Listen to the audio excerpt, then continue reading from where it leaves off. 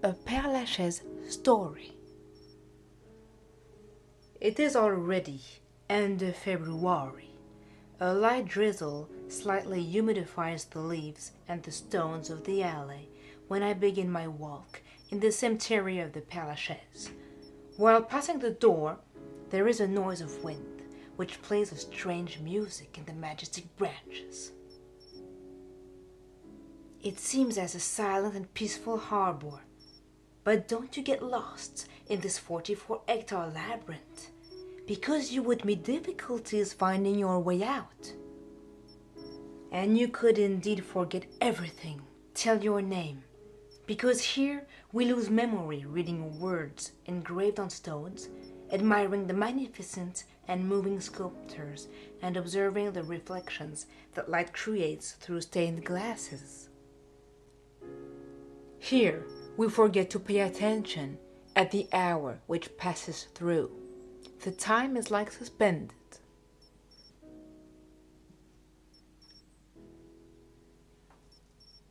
Now you have to imagine yourself in 12th century. The mountain is covered with vineyards. Situated far from Paris, this place of greenery is still richly protected and cultivated. This place belongs then to the Évêque of Paris and is simply called Field-Évêque.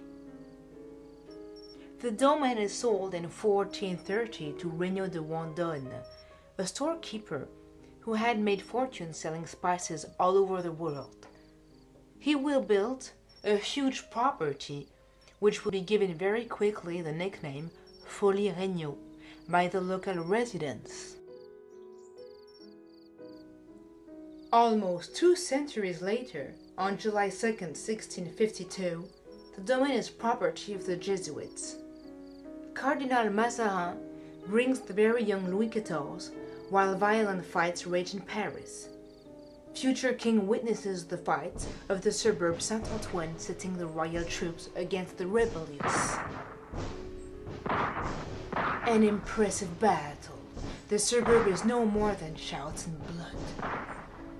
In the end, it is the victory of Condé, which leads the royal troops against Turenne, leader of the revolt. The mountain will be renamed with agreement of Louis XIV in Mont Louis, in honor of the victory and visit of the king. And some years later, it is on the same Mont Louis that the particular confessor of Louis XIV is in the habit of finding rest and serenity.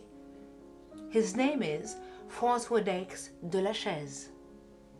The Père de Lachaise will keep an apartment there until 1709, date of his death. As every good confessor, the Père de Lachaise benefits from all the trust of the king, and this one agrees gracefully on numerous embellishments and increases of the domain. It is doubtless for that reason that since the cemetery wears the royal confessor name. It is only in 1803, when an nth owner, ruined by the revolution, yields the mountain to the city of Paris. It is thus under the Empire that Nicolas Frochot, then Préfet of the Seine, is going to entrust the drawings of the future cemetery to Brongniart. Architect of the Bourse, Brongniart is going to imagine a different cemetery, which can be a place of meditation while keeping its attributes of a landscaped garden, mingling closely the stone with the flora, the graves in the exceptional trees of places. The officially denamed East Cemetery opens its door in May 1804, but curiously, the Parisian bourgeoisie does not wish to be buried there. Located too much far from Paris and in a popular renowned district, it does not win the favors of rich citizens. And in such way that 11 years after its opening, the cemetery counts only 2,000 graves. It is at this time that was imagined a highly honorific event for the cemetery.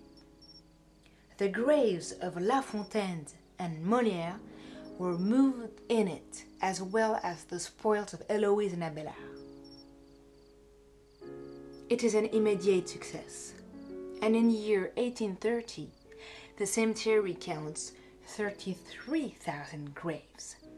It is even intended to proceed to a first increase, which is not enough, because we shall still repeal on 5 occasions the walls of the cemetery before it reaches its current size, 44 hectares, actually the largest green space of Paris. I continue to move about the tortured and hilly roads. My walk, observed by tens of stony glances, so many presences of another age, looks more and more as a fantastic walk. It is a little more than 9 a.m. I am looking for George Méliès' grave when I find myself in front of the chapel of Héloïse and Abélard. First of all, impressed by the magnificence of the structure. I remember in an instant the moving story of this couple. These two beings knew a fatal and tragic fate. They met in Paris. At that time, Pere Abélard is a monk and taught the theology, notably to Héloïse, niece of the Canon Fulbert, to whom he accommodates. They fall in love together, and Héloïse quickly falls pregnant. She gives birth to a named son, Astrolabe, and the couple decides to get married in secret. When they learn about it, the family of Héloïse wants to take revenge. Her uncle, Fulbert, being a man of power, makes chastise Abélard of a horrible way by making him castrated. Further to it, Pere Abélard leaves and Héloïse decides to become a nun, leaving her love being impossible. But from monastery to monastery, of year to decades, Abélard and Héloïse will continue to write each other passionate letters.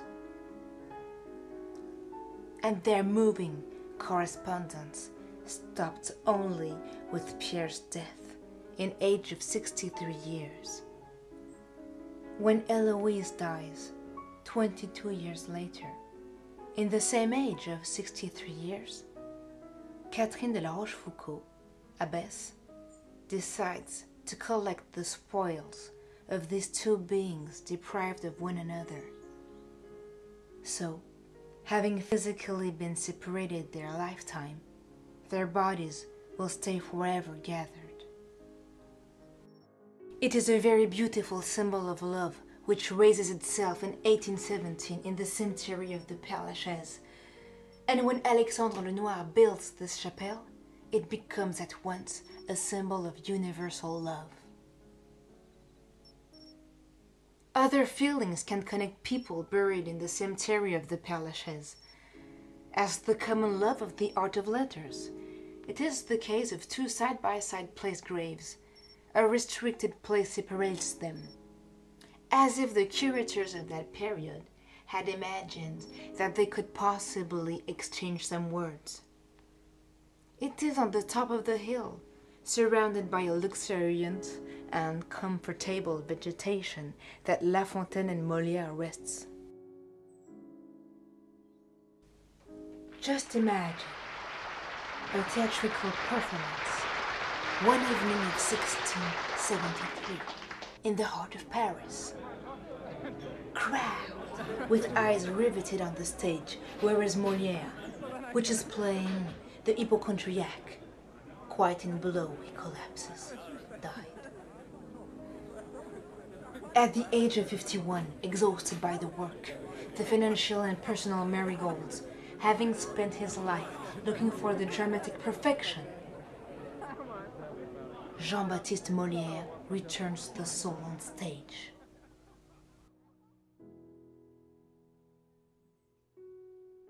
After 13 years spent across the roads of France, with a company of itinerant theatre, in 1658, Jean-Baptiste Poquelin, known as Molière, had finally known the glory by acting his plays to the king. The success of unavaluable ridiculous, of a Don Juan, of the School of the Woman, imposed a new drama school. Molière had become the precursor of the French comedy. To some meters of Molière, another history slumbers. I use animals to educate the people. Jean de La Fontaine is 47 years when he publishes his famous Chosen Fables. He knows an immediate success and is then recognized for his works of writing. By 1683, his election to the French Academy makes debate. It is because he does not hesitate to take a stand through his tales and fables, and it appears that certain eminent characters were not spared. He dies on 13 April 1695 and is buried in the cemetery of the Innocents. In 1792, the Convention commissioners will dig up anonymous bones in a way to raise him a mausoleum in Saint Joseph's Cemetery. We can admire fabulous inclination of the vegetation to invade and to disturb the dead. Sometimes crawling on the paved roads, covering names and dates of the being having lived some decades as being of flesh. Dear being bodies of which return to the dust, and the souls which, who knows, are maybe now precisely mixed within these 100-years-old multitudes. Look at these roots which enter literally a vault, pushing the heavy stony door and letting the light dazzle the inside of this last house. Or this one, which has entirely swallowed the gravestone. The cemetery of the Pere Lachaise is not a literary salon. Nevertheless, it conceals numerous men of letters, often placed, as in the case of Molière and La Fontaine, at small distance. In the bend of the road de la Vigne, we find face to face Gérard de Nerval and Honoré de Balzac. Both contemporary writers of the 19th century, both sensitive to blackness of the human heart, but while one observes the life and its congeneric with a wise distance, the other skins with this painful truth, and Nerval ends up dying by his own will. It is in the street of the Old Woman Lantern that the rangman finds him at the dawn of January 26 in 1855. Regarded as the French great writer of realistic and fantastic novelle, Balzac was considered by Baudelaire as a visionary. His burial is decorated of a bust achieved by his friend David d'Angers. Facing of his imposing bust, one imagines Balzac like a jovial fellow. Passionated with the letters and workaholic, he will leave a very rich work, whose make party the human comedy, the Goya father, and the research of the absolute. Being one of the main founders of the Company of the Men of Letters, he attends the principal Parisian literary circles. The day of the burial of Honoré de Balzac, Victor Hugo pronounces a vertiginous funeral oration, thus revealing the admiration that he carried to him. On the same day he enters into glory and the tomb. Thereafter beyond the clouds, which are above our heads, he will shine among the stars of his country. In opposite area of the cemetery, in extreme northeast, we find a simple wall that hides dark secrets. It's 20 years later, on May 28, 1871, that 147 Confederates will be shot in the cemetery, in front of a wall which will bear their name forever. The Commune was a movement created by a group of revolutionists which fought violently for their vision of ideal, a world excluding any form of property. It is while going down again, towards the western south of the cemetery, hoping to discover George Méliès's grave, that I lose myself again, sown by the many small paths and the foliages hiding the panels of indication.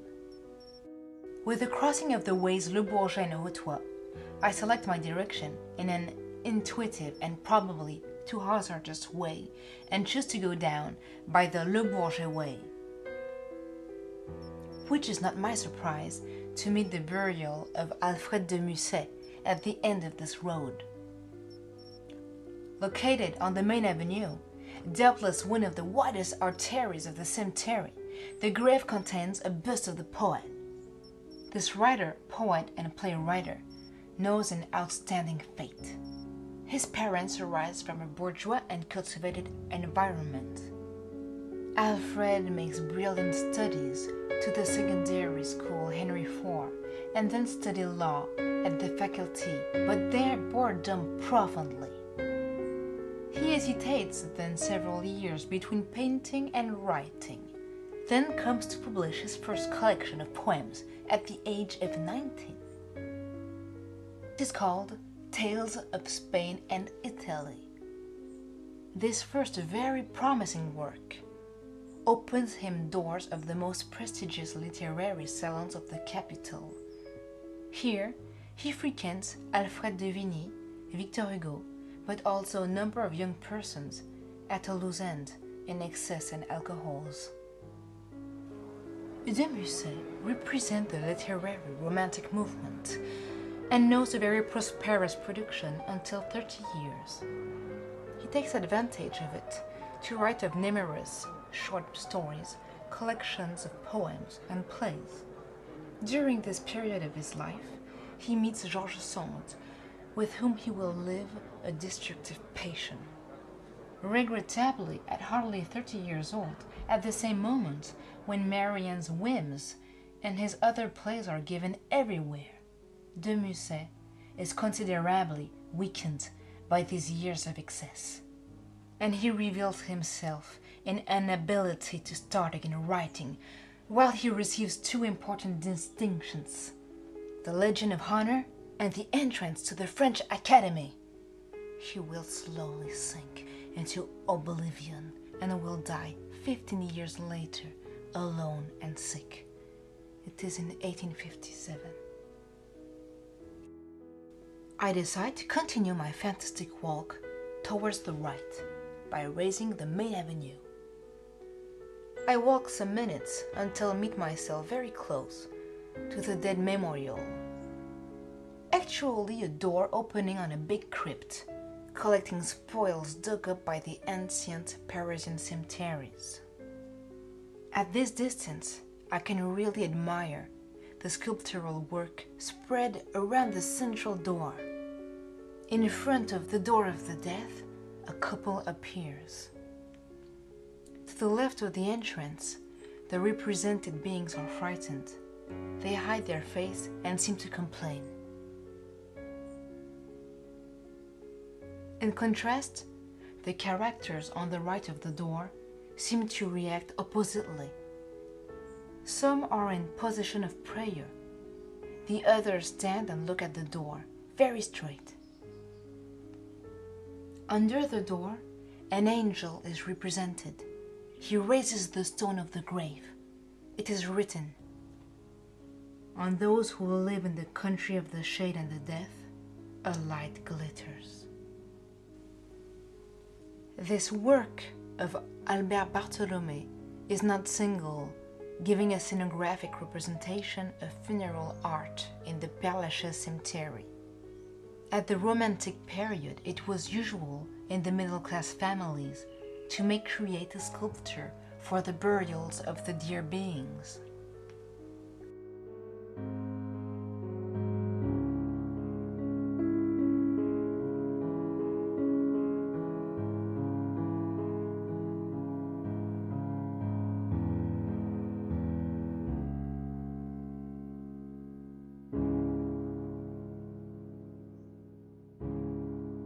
Beneath the trees, the walker meets very different symbols types. Sublimation of the faith, representation of eternity, weight of sadness, trust in a one with beyond hoped, morbid despair. Between materialism and spirituality, the spirits differ and offer to the external glance a whole world with its lights and its shades. Mourners, bald mice, hourglasses, skulls, but also angels, innocent and pure beings, wings, suns, and eternal symbols of love. All this cohabits in the same place. Number of painters rests to the Pere Lachaise cemetery. Road de la Croix, we find the grave of the painter of freedom guiding the people, la liberté guidant le peuple, real symbol of the French Revolution. Eugène de la Croix revolutionized the treatment of the color in the painting and was the leader of the Romantic school. Other big painters rest in the cemetery, notably the artist-founder of the Neo-Impressionism, Georges-Pierre Seurat, painter of the famous Sunday Afternoon on the Island of the Big Bowl. My fantastic walk continued, admiring the tint of colors which provoked the lights through stained glasses. Following the steps of light scattered on pavements, I found myself in the south of the cemetery and exactly in front of Camille Pissarro's grave, father-founder of the Impressionistic movement. Born in 1830, far from Paris, on an island of the Antilles, Pissarro's parents were storekeepers. At 12, Pissarro was sent to study in France, where he starts to draw. At 17, Pissarro turns over to Saint Thomas and initiates himself with the businesses while working as a clerk in the store of his father, but always continues drawing. He dreams to be a painter. The father of Pissarro ends up allowing his son to try his chance in painting and gives him the possibility to go to France. Pissarro painted many works representing the sense of the everyday life and the landscapes: Montmartre, Paris, Pontoise, Louvciennes. Having taken part in the famous exhibition of Refused of 1863, Pissarro had as friends Claude Monet, Paul Gauguin, and Paul Cézanne. This last one had a great admiration for him, regarding himself as its pupil, and called him the humble one and colossal Pissarro. In addition to having largely influenced the movement determining of the history of painting, Pissarro succeeds a rare thing, which is to transmit his passion to his children and descendants. He died on November 13, 1903. I noticed the number of glasses colored in the chapels of the cemetery, the light of the Vital and their representations symbolize the Christian hope in front of death. The colors ease and the characters accompanies, welcomes, praise, and seems to comfort.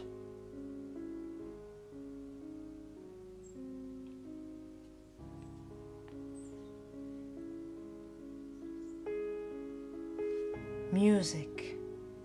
Music softens our human condition and reveals the infinite nuances of the existence. Numbers musicians rest in the cemetery of the Pere Lachaise, like Frédéric Chopin, Edith Piaf, or Jim Morrison. Certain graves know important worship, as the one of Allan Kardec. It appears to be the most decorated with flowers. This was the inventor of the spiritualism. He died in 1869. Another superstitious faith attracts a number of feminine visitors. It is the sculpture representing Victor Noir, journalist, which died from a stray bullet during a duel. Decorated with flowers, his grave would bring fertility. I have the impression to recognize the way by which I entered the cemetery. I thus will provide to leave before the doors closing. This enigmatic place, this city in the city, is so attractive. While coming out from this fantastic tour in the past, I remind myself of Victor Hugo's poem. Tomorrow morn, what time the fields grow white, I shall set off, I know you'll look for me. Across the forest's gloom, the mountain high, I can no longer dwell away from thee. I'll walk with eyes upon my thoughts intent, hearing no outer noise, seeing in no sight, alone, unknown, hands clasped, and heartward bent. Sad, and the day for me shall be as night. On evening's golden hues I shall not gaze, nor on the vessels that to Harfleur come, but my quest home.